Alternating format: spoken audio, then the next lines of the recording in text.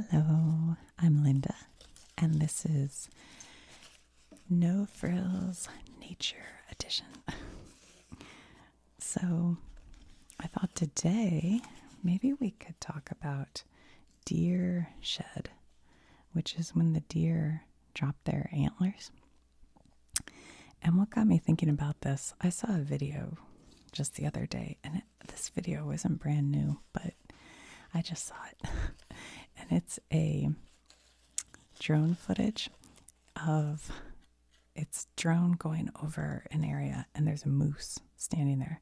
And moose have giant antlers. I mean, they're the big, full antlers. I wish I had one to show you. And they can weigh I think they can weigh 40 pounds.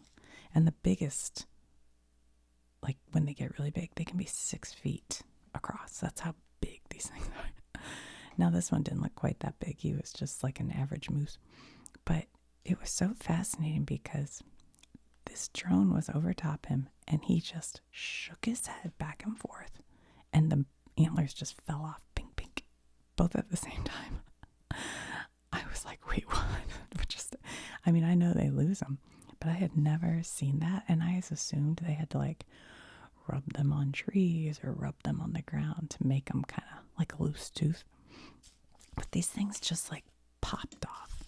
If I can find the video, I'll try to remember to link it, maybe, so you can look at it, but it was crazy.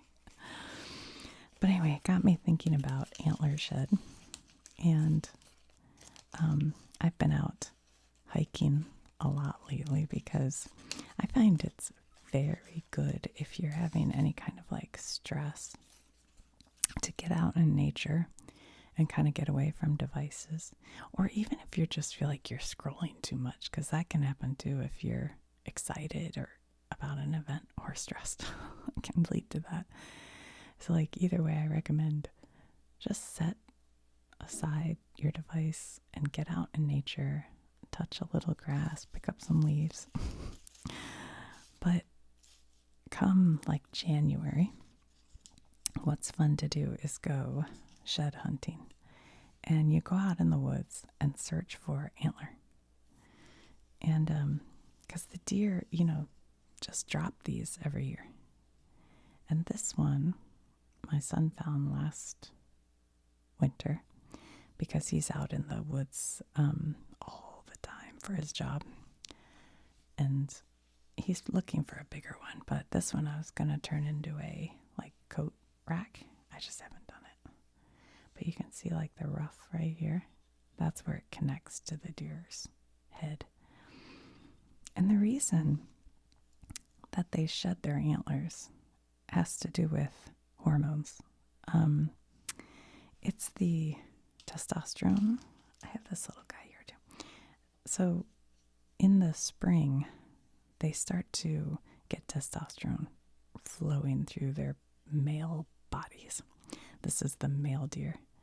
Now, all deer in North America shed their antlers. And so that would include I was going to say whitetail, but this isn't a whitetail. He doesn't have a whitetail. So they're all different types of cervidae, which are deer. And that would include whitetail deer, mule deer, elk, moose, reindeer, the little pronghorns you see out west. These are all different types of cervidae. And they all shed antlers. And reindeer, the female deer, get antlers too. But most deer, it's just the males. So anyway, in the spring, they start to have testosterone flowing through their bodies. And then they get these antlers start to grow, and they grow fast. They can grow a quarter of an inch or more a day. And they grow at first with a fuzz on them. What is that called? It's called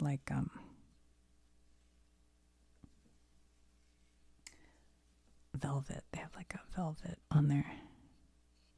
And so they look furry almost in the spring. And then as the year goes by and summer comes, they get bigger and the velvet starts to fall off, or they scratch it off on trees. They'll like rub their antlers like that. And we have lots of deer in our yard.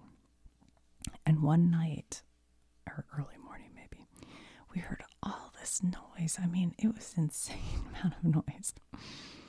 And I looked out the window, and there's a tree that's kind of a weed tree, but a pretty good sized tree, kind of next to our house. And this deer was rubbing his antlers on that tree, and the whole tree was like whacking the side of the house.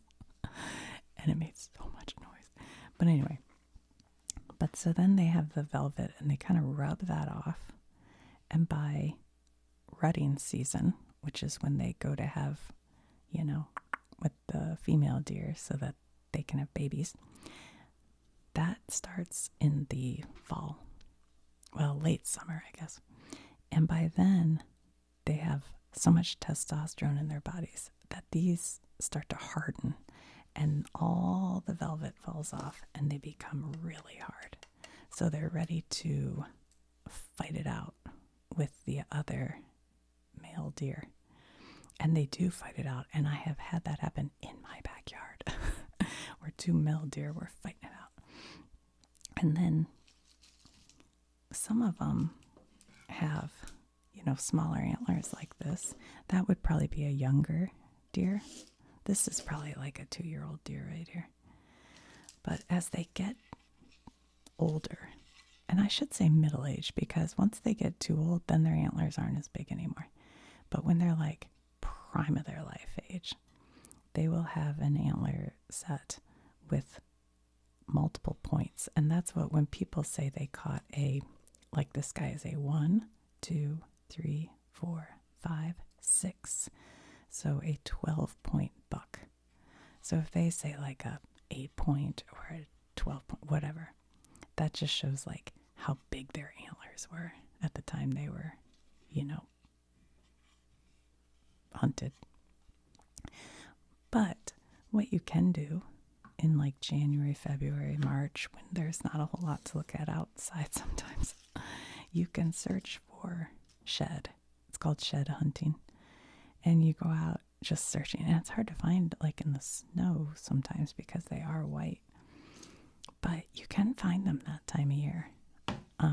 Because that's when they fall off. And it's fun. But you don't want to do too much shed hunting because other animals nibble on these to get calcium and minerals. So like squirrels and porcupines and other animals will chew on this, and it will get them, health benefits. I mean, like you've seen dog toys. They make dog toys out of these. And in a lot of like Native American cultures, they use antlers to make jewelry and knives, tools, all kinds of things. So, yeah, it's kind of cool. Oops. I did watch this one video. This interesting guy was talking about how they used to think it was just the testosterone levels that made them drop the antlers. But there are some deer that are on, like farms. They're captive. And they realized that they would drop their antlers on the exact same day year after year. I thought that was so interesting. And so that made them think there's some genetic basis for it. I don't know if like different generational they drop on the same day, but whatever. So that was kind of interesting. So when they come off, like this is rough, and sometimes on the deer, you'll see a little blood on their head where it pops off. But from what I've read, it does not hurt them. It's not painful in any way. It probably feels good. You know how sometimes, I don't know, like when a tooth falls out, finally you're like, oh, thank God. And then deer have antlers, but some animals have horns. Now, horns don't fall off. Horns keep growing for life. So like a cow has a horn, like, a steer, I guess. I don't know if my top of my head I'm having trouble thinking of other animals, but you guys know what I mean.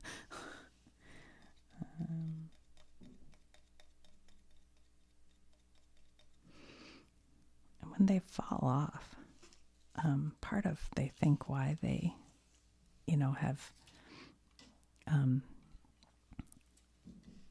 gotten to the point where they fall off is because they use them to fight in the rutting season. But in the winter, it's a lot harder for a deer to maintain his, get enough nutrition because everything's frozen. So when they fall off, it is a lot less weight for them to carry around, and just makes it so that they can make it through the winter without needing as much energy. So that was kind of interesting. One other thing I read, that the size of the antler, it has to do with their age. It peaks in their middle age, but also their nutrition. So if they're in an area where they get a lot of really good, nutritious food, their antlers will get a lot bigger. Like, I live in a city that has deer, and I don't think that they are able to get enough nutrition, so you don't often see one with huge antlers around here. I don't know if that's why. I'm just guessing. But then also genetics. Like, some deer are just from a line of family that has bigger antlers. So this thing is from the 1950s, and you hang it on the wall, and it looks like a trophy head deer. And I have it in my hallway, the entrance hall. And hopefully my son doesn't watch this, because he has a lot of guilt surrounding this, because one time he was goofing around and he knocked it off the wall when he was little. I mean, like 12 or something. And it broke, and you can see where it broke all along here. And it broke, the ear broke. And he didn't think much of it, I don't think, at the time. But I was absolutely devastated because I love it so much, and I've never seen another one like it. This antler broke right here too. But I feel like there's another spot it's broken. But seeing how upset I was, my dear husband carefully glued it all back together and put it on the wall. But I think even to this day, my son has guilt about that, and he shouldn't, because I love him more than I love this deer. But anyway, kids do stuff. That was a sidebar.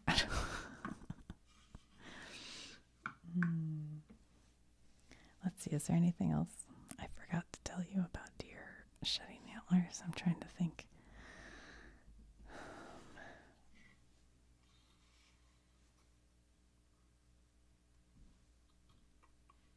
I can't think of anything else. So I had this idea of doing a video about leaves. Leaves. And I probably still will. But I picked these up just a couple of days ago, and look how dried out they are already. They're almost like leather.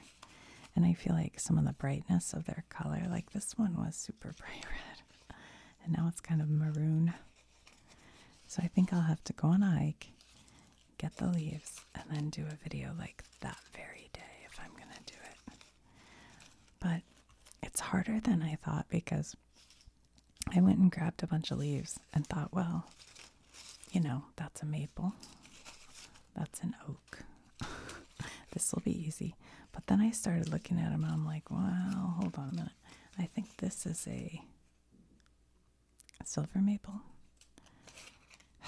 I'm going to have to look up the types, because look, see how different these are? They're totally different. And now I'm not even sure this is a maple. I'm pretty sure this is a tulip. But anyway, so I don't know what I'm going to do with that video. It's a video that I thought about a year ago and then never quite made it. And now this year, I'm pretty much past peak season. I don't know if I could find a pretty bright red leaf yet. Anymore, I should say. So I don't know if I'll get it done, but here's some leaves. If you're from somewhere where you don't get to see pretty fall leaves, they are beautiful, that's for sure. Here's another kind of oak. Like, I think this right here is a pin oak. But this is a different kind of oak. I don't know. I'd have to look. My son told me about this app. What is it called? Is it Picture This? I don't know. And it tells you exactly. It's really good. Better than like Google, I think. So I don't know if I'll do that and like try to figure them all out. I don't know. But anyway. All right, guys. Well,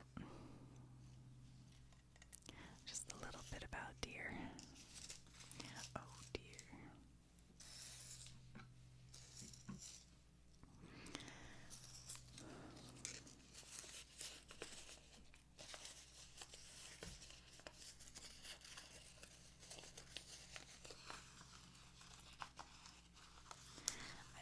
I just took a look at my note and I had this fun fact. And that is that the deer antler is the fastest growing tissue in the animal kingdom.